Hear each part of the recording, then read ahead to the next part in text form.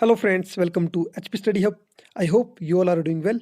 Today is 10th नवंबर। तो चलिए देखते हैं 10 नवंबर के करंट अफेयर और स्टैटिक जीके के टॉप 10 इंपॉर्टेंट क्वेश्चन जो आपके आने वाले किसी भी एग्जाम के लिए बहुत ही ज़्यादा इंपॉर्टेंट है। तो चलिए शुरू करते हैं आज के इस लेक्चर को क्वेश्चन नंबर 1 से। हाल ही में राष्ट्रपति विद्या देवी भंडारी ने किसे नेपाली सेना के जनरल के मानद पद से सम्मानित किया है? आपके ऑप्शन ए प्रधानमंत्री नरेंद्र मोदी, ऑप्शन बी रक्षा मंत्री Rajnath Singh, option C chief defence staff general Vipin Rawat या फिर ऑप्शन डी भारतीय सेना प्रमुख जनरल जनरल मनोज मुकुंद नरवणे। तो इस क्वेश्चन का जो राइट आंसर होगा, हाल ही में राष्ट्रपति विद्या देवी भंडारी ने जो सम्मानित किया है नेपाल सेना के जनरल के मानद रैंक से, वो है आपके ऑप्शन डी मनोज मुकुंद नरवणे। भारतीय सेना प्रमुख मनोज मुकुंद नरवणे को 5 नवंबर 2020 को नेपाल में एक विशेष समारोह में नेपाल की राष्ट्रपति विद्या देवी भंडारी द्वारा नेपाली सेना के जनरल रैंक की मानद उपाधि से सम्मानित किया गया। इससे भारत और नेपाल के बीच मजबूत संबंधों के बारे में पता चलने के साथ ही इन दोनों देशों की सेनाओं के बीच भी मधुर संबंध होने की जानकारी मिलती है। तो फ्रेंड्स, इसे आप याद रखें। जो आपके मनोज मुकुंद नरवणे हैं, इन्होंने आपका 31 दिसंबर 2019 को जनरल विपिन रावत के बाद भारतीय सेना प्रमुख का पदभार जो आपका संभाला था। और इससे पहले जो आपके जनरल विपिन रावत थे वो भारतीय सेना के प्रमुख थे, लेकिन इनका सीडीएस यानी कि चीफ डिफेंस स्टाफ जो है आपका बनने के बाद ये जो आपका रैंक था वो खाली हुआ था, तो ये आपको मिला था फिर मनोज मुकुंद नरवणे को। रक्षा मंत्री हमारे राजनाथ सिंह और प्रधानमंत्री हमारे देश के नरेंद्र मोदी। तो फ्रेंड्स, आपने मुझे बताना है नेपाल के प्राइम मिनिस्टर का नाम, जो हाल ही में आपका काफ़ी सुर्खियों में भी थे। तो आपने मुझे बताना है नेपाल के प्राइम मिनिस्टर का नाम। जो वहाँ की जो प्रेसिडेंट है वो आपकी विद्या देवी भंडारी। आपने मुझे प्रधानमंत्री का नाम बताना है नेपाल के। नेक्स्ट क्वेश्चन, क्वेश्चन नंबर 2, जिसमें आपसे पूछा है राष्ट्रपति रामनाथ कोविंद ने किसे देश के नए मुख्य सूचना आयुक्त यानी कि चीफ इंफॉर्मेशन कमिश्नर के रूप में शपथ दिलाई है? आपके ऑप्शन है Dinesh Kumar Khara, option B Yashvardhan Kumar Sinha, option C Shaktikanta Das या फिर ऑप्शन डी इनमें से कोई नहीं। तो फ्रेंड्स, ये जो आपकी पोस्ट थी चीफ इंफॉर्मेशन कमीशन की, ये आपकी जो आपके इससे पहले जो आपकी पोस्ट थी वो थे आपके चीफ इंफॉर्मेशन कमिश्नर जो इंडिया के, वो थे आपके विमल विमल आपके जुल्का विमल जो आपके जुल्का थे। लेकिन रिसेंटली ये पोस्ट इनके जो आपके 2 महीने पहले आपकी वीकेंड हो गई थी इनकी रिटायरमेंट के बाद, तो ये आपकी 2 महीने से वीकेंड चली हुई थी। तो रिसेंटली हाल ही में आपका राष्ट्रपति रामनाथ कोविंद ने जो है आपका ऑप्शन बी यशवर्धन कुमार सिन्हा को जो है वो आपको जो है आपका नए जो आपका मुख्य सूचना आयुक्त है वो आपके शपथ दिलाई है इसकी। और राष्ट्रपति रामनाथ कोविंद ने पद और गोपनीयता की शपथ दिलाई है। ठीक है फ्रेंड्स, ये आपको इंपॉर्टेंट है, इसे याद रखें।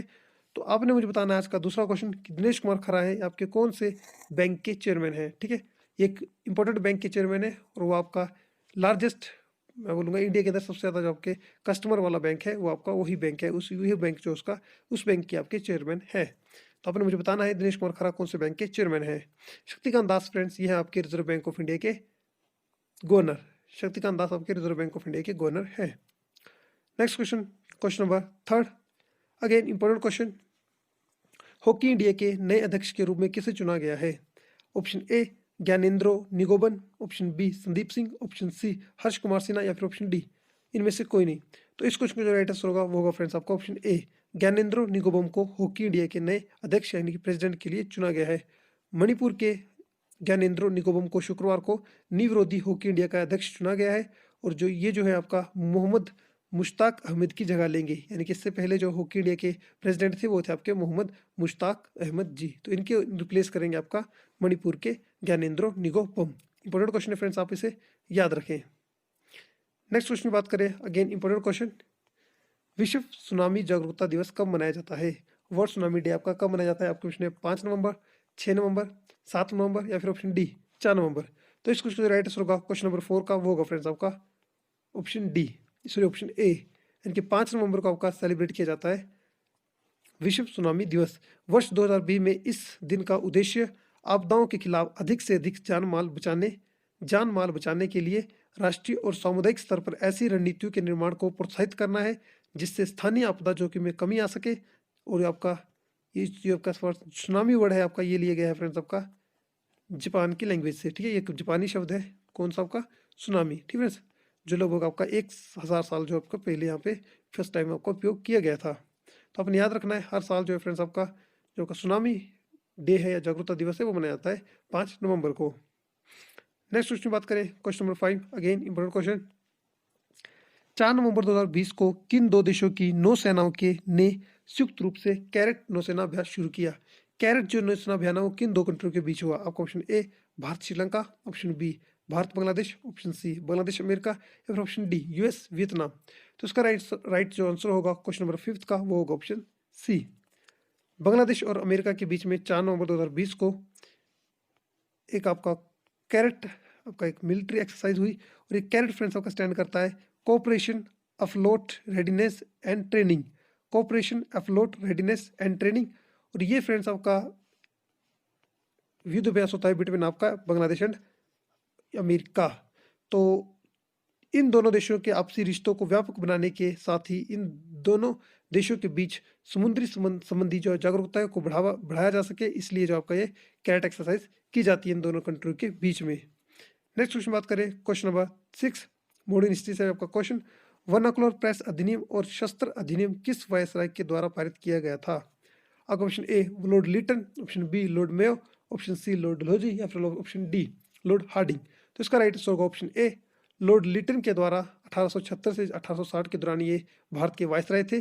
तो इन्होंने अपने टाइम में आपका सही ढंग से न संभाल पाने के लिए इनकी जॉब की कड़ी आलोचना की जाती है। तो इनके टेन्योर को सबसे बेकार टेन्योर भी कहा जाता है। इन्होंने आपका वर्नाकुलर प्रेस अधिनियम व शस्त्र अधिनियम 1878 को भी पारित किया था। ठीक है फ्रेंड्स, ऑप्शन बी को देखें लॉर्ड मेयो। तो लॉर्ड मेयो के टाइम फ्रेंड्स आपका फेमस अजमेर के अंदर 1872 में लॉर्ड मेयो कॉलेज बनाया गया था।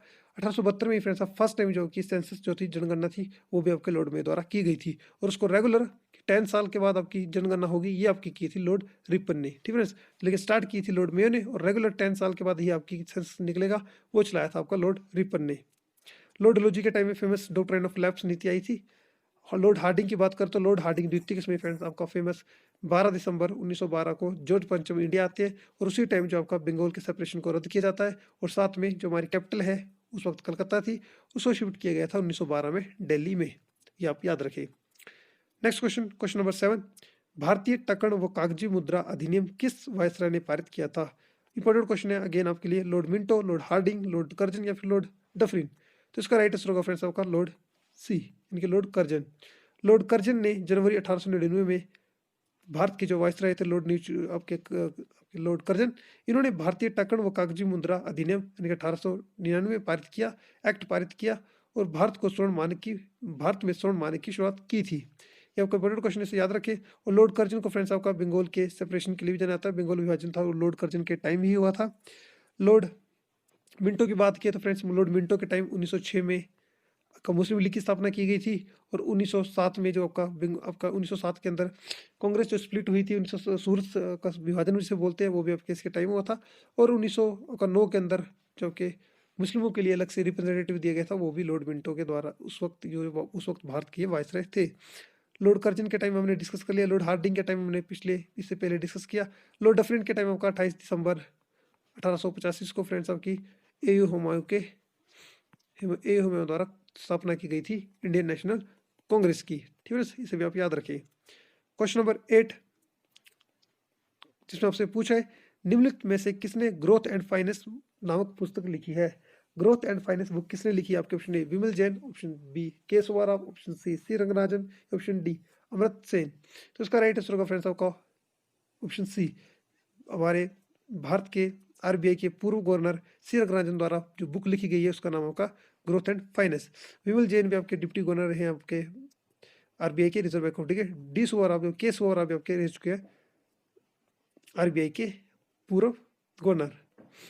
नेक्स्ट क्वेश्चन बात करें क्वेश्चन नंबर 9 जिसमें आपसे पूछा है भारत को सावर्धिक सीमा किस देश के साथ लगती है? भारत की सावर्धिक सीमा किस देश के साथ लगती है? और क्वेश्चन है पाकिस्तान, चीन, बांग्लादेश या फिर ऑप्शन डी नेपाल। तो इसका राइट आंसर होगा बांग्लादेश। बांग्लादेश के साथ फ्रेंड्स आपकी भारत की जो की सावर्धिक सीमा है वो लगती है। तो भारत की कुल सीमाओं में से जो कि मैक्सिमम जो की बाउंड्री लगती है फ्रेंड्स वो लगती है आपकी फ्रेंड्स आपकी बांग्लादेश के साथ। तो भारत की कुल जो आपकी थल सीमा है वो आपकी 15,106 किलोमीटर। इसमें से भारत के 92 जिले और 17 राज्य जो इसमें शामिल है। तो भारत की जो कि जलीय सीमा इनकी जो कि समुद्र से बाउंड्री टच होती है वो होती है 7,516। और फ्रेंड्स बांग्लादेश के साथ में जो हमारी बाउंड्री शेयर करती है वो करते हैं 4,996 किलोमीटर, यानी कि सबसे ज़्यादा जो बाउंड्री शेयर करता है भारत इंटरनेशनल लेवल पे वो करता है बांग्लादेश के साथ। आफ्टर दैट आपकी आती है चीन, लगभग 3,448 किलोमीटर। उसके बाद आता है पाकिस्तान 3,323 किलोमीटर। ठीक है, 3,323 किलोमीटर सभी आप याद रखिए। तो इसको इसका राइट आंसर होगा वो सी, बांग्लादेश के साथ भारत की सर्वाधिक सीमा जो आपकी लगती है। क्वेश्चन नंबर 10 और लास्ट क्वेश्चन आज का, चट्टानों के कितने प्रकार होते हैं? Option A 1, option B 2, option C 3 या ऑप्शन डी 4। तो इस क्वेश्चन का जो राइट आंसर होगा फ्रेंड्स वो होगा ऑप्शन सी 3। चट्टानें जो होती है फ्रेंड्स, रॉक्स जो होती है आपकी 3 में डिवाइड होती है। फर्स्ट रॉक्स को बोलते हैं आपका इग्नेशियस रॉक, ठीक है फ्रेंड्स। सेकंड जो रॉक होती है फ्रेंड्स वो जिसे बोलते हैं आपका सेडिमेंट्री रॉक्स, यानी कि अवसादी शेल, ठीक है, सेडिमेंट्री रॉक। और थर्ड जो होती है फ्रेंड्स जिसे आपको बोलते हैं रूपांतरित या कायनित शेल, यानी कि आपका मेटाफोर्बिक रॉक, मेटाफोर्बिक रॉक। तो इसे आप याद रखिए, 3 प्रकार की हमारी रॉक्स होती है, यानी कि आपके अग्रेय शेल, अवसादी शेल, रूपांतरित एंड कायतरित शेल। तो आज के इस लेक्चर में फ्रेंड्स हमने टॉप 10 इंपॉर्टेंट क्वेश्चन थे आज के वो डिस्कस कर लिए हैं। ठीक है, अगर आप इस चैनल की या इस वीडियो की पीडीएफ पाना चाहते हैं, हमारे चैनल की किसी भी वीडियो की पीडीएफ पाना चाहते हैं, तो आप हमारे Telegram channel HP study hub को ज्वाइन कर सकते हैं। तब तक फ्रेंड्स अपना ख्याल रखें, सेफ रहें, मिलते हैं नेक्स्ट लेक्चर में। धन्यवाद।